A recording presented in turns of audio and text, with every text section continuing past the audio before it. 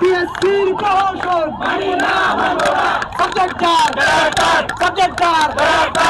আমাদের দাবি হচ্ছে যেখানে যে জায়গাটা আমার বাংলা বিভাগের শিক্ষার্থী হিসেবে শিক্ষা ক্যাডারের সেই জায়গা কোনো এরকম শিক্ষার্থী এরকম জায়গায় আমরা এরকম আশা আরো দিতে চাই না যেখানে দিলে শিক্ষা জাতির মেরুদণ্ড এই জায়গাটা ধ্বংস হয়ে যায়। আমাদের দাবি এই একটাই, যোগ্য স্থানে যোগ্য জায়গায় তার যোগ্যতা অনুযায়ী সে যেন জায়গা পায়। আমাদের দাবি হচ্ছে ভাষা বিজ্ঞান কোনো ক্রমে আমাদের বাংলা ডিপার্টমেন্টে আসতে পারবে না, মানে আসার কোনো যৌক্তিকতা নাই। আমাদের ডিপার্টমেন্ট স্বতন্ত্র, আমরা সেই স্বতন্ত্রতা বজায় রাখতে চাচ্ছি। বাংলা বিভাগের সাথে যে কোনো ধরনের ষড়যন্ত্র হোক, চক্রান্ত হোক, এটা আমরা অতীতে মেনে নেইনি, প্রতিশয় মেনে নিব না এবং ভবিষ্যতেও মেনে নিব না।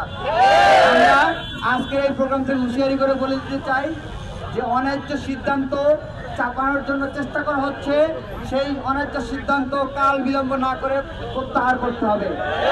একই সাথে সাথে আমরা শুধু বাংলা বিভাগের জন্য কথা বলছি না, আর যে সকল শিক্ষা ক্যাডার রয়েছে, যে সকল পিওর সাবজেক্ট রয়েছে তাদের পক্ষে কথা বলছি। আমরা বলতে চাই শিক্ষা কোনো বাণিজ্য নয়, শিক্ষা কোনো ব্যবসা নয় যে এখান থেকে আমি চাইলে যে কাউকে শিক্ষা ক্যাডার বানিয়ে দিতে পারি। শিক্ষা জাতির মেরুদণ্ড গড়ে তোলে। সুতরাং আমরা অবশ্যই তো যখন দূরপাল্লায় যাত্রা করি, দূরে কোথাও যাই, আমরা তো অদক্ষ ড্রাইভারের হাতে বাসের ড্রাইভিং ছেড়ে দেয় না।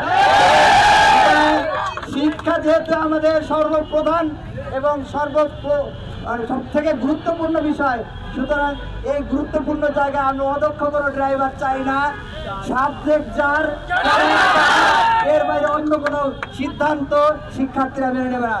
আমরা তো ফিলোসফি কোর্স করেছি, আমরা সমাজ বিজ্ঞান কোর্স করেছি, তাহলে কি আমরা তাদের চাকরি নিয়ে নিব?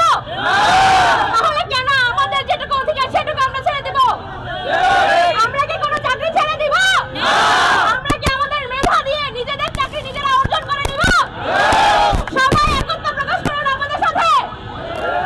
আমরা রক্ত দিয়েছি একটা সুন্দর পিএসসির জন্য। হটকারী সিদ্ধান্ত কোনোভাবেই বাংলা বিভাগের শিক্ষার্থীরা মেনে নিবে না।